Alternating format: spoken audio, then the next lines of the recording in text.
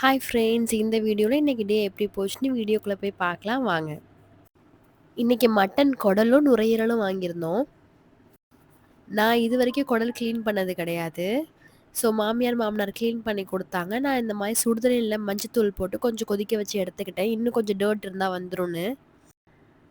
தென் நுரையீரல் கிரேவி செய்கிறதுக்கு ஒரு குக்கரில் நல்லெண்ணெய், தேங்காய் எண்ணெய், ஜீரகம், சோம்பு, பட்டை, வெங்காயம், தேவையான அளவு உப்பு, இஞ்சி பூண்டு பேஸ்ட்டு, நம்ம வாஷ் பண்ணி வச்சுருக்க லங்ஸ் அதையும் சேர்த்து நல்லா மிக்ஸ் பண்ணிக்கலாம்.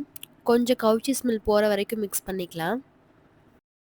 நல்லா மிக்ஸ் பண்ணிட்டு தேவையான மசாலா போட்டுக்கலாம். மிளகு ஜீரகத்தூள், மிளகாத்தூள், மல்லித்தூள், கிரேவி மசாலா, தக்காளி எல்லாம் சேர்த்து நல்லா மிக்ஸ் பண்ணிக்கலாம். தென் தேவையான அளவு தண்ணி ஊற்றி விசில் விட்டுக்கலாம். நான் ரொம்ப தண்ணி ஊற்றலை, லைட்டாக தண்ணி ஊற்றி ஒரு 5 விசில் விட்டு எடுத்துட்டேன். இப்போது லங்ஸ் கிரேவி சூப்பராக ரெடி ஆகிடுச்சு. கண்டிப்பாக ட்ரை பண்ணி பாருங்கள். தென் குடல் கிரேவி செய்கிறதுக்கு ஒரு குக்கரில் நல்லெண்ணெய், பட்டை, வெங்காயம், இஞ்சி பூண்டு பேஸ்ட்டு எல்லாம் சேர்த்து நல்லா மிக்ஸ் பண்ணிவிட்டு நம்ம க்ளீன் பண்ணி வச்சுருக்க குடலை சேர்த்துக்கலாம். கவுச்சி ஸ்மெல் போகிற வரைக்கும் நல்லா மிக்ஸ் பண்ணி எடுத்துக்கலாம். அதில் தேவையான அளவு உப்பு, மிளகு ஜீரகத்தூள், மிளகாத்தூள், மல்லித்தூள், கிரேவி மசாலா, தக்காளி எல்லாம் சேர்த்து நல்லா மிக்ஸ் பண்ணிவிட்டு தேவையான அளவு தண்ணி ஊற்றி ஒரு 10 விசில் விட்டு எடுத்துக்கலாம். நல்லா சாஃப்டாக குக் ஆகிடும். இன்றைக்கி இஃப்தாருக்கு அம்மா வீட்டில் கூப்பிட்ருந்தாங்க. ஸோ சஹருக்கு மார்னிங்கே ப்ரிப்பேர் பண்ணிவிட்டேன், வந்து குக் பண்ண முடியாதுன்னு. இப்போ நுரையீரல் கிரேவியும் ரெடி, குடல் கிரேவியும் ரெடி ஆகிடுச்சு. ஸோ கிச்சனில் கொஞ்சம் வேலை இருந்துச்சு, அதெல்லாம் முடிச்சுட்டு நான் அம்மா வீட்டுக்கு கிளம்பிட்டேன்.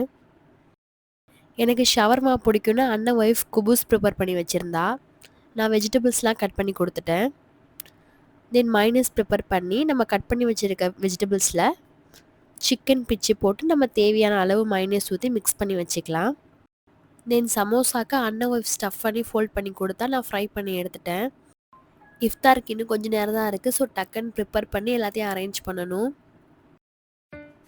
இன்றைக்கி இஃப்தாருக்கு நோம்பு கஞ்சி, ரோஸ் மில்க், தர்பூசணி ஜூஸ், இளநீர் பாயாசம், கடல் பாசி,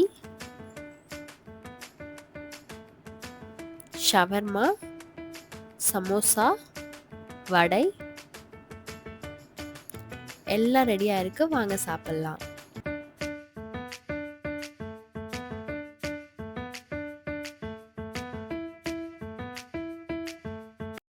நோம்பு திறந்துட்டு குழந்தைங்க கூட கொஞ்சம் நேரம் விளையாண்டுட்டு நானும் அண்ணன் ஒய்ஃபும் தராவி தொழுதுட்டு வீட்டுக்கு வந்துட்டேன்.